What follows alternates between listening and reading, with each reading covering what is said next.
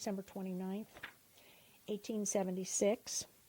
And this train was coming from Buffalo, actually. It was a lakeshore in Michigan.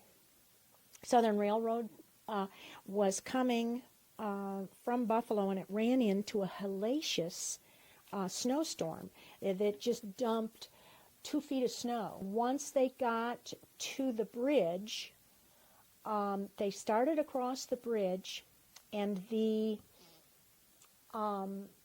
engineer of the Socrates started to hear noises and realized that something was wrong. And the train was full out across the bridge now, and he was right, like almost onto the other part of the other side.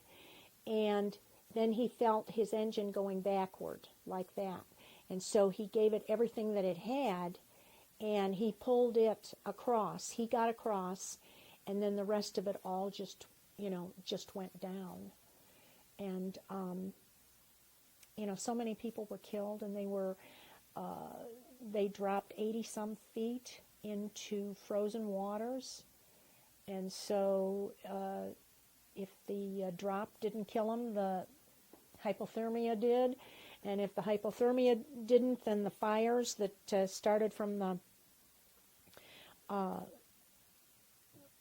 cars, one of them was Bliss, who wrote the hymns. The story about that is really kind of heart-wrenching, because he was with his wife, and his wife was trapped, and he couldn't get her out. And he was free, and he could have gotten out, but he went back and stayed with her.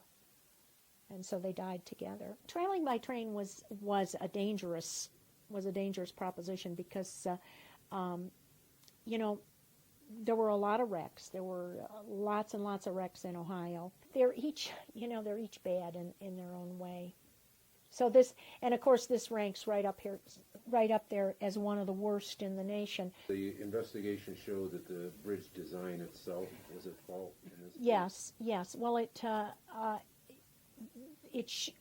had always been, that design had always been built of wood before, and this was iron, and it was not, apparently,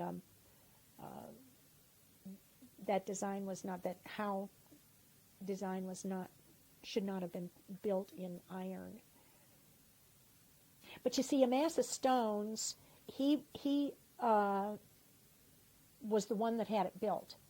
And his brother owned the Cleveland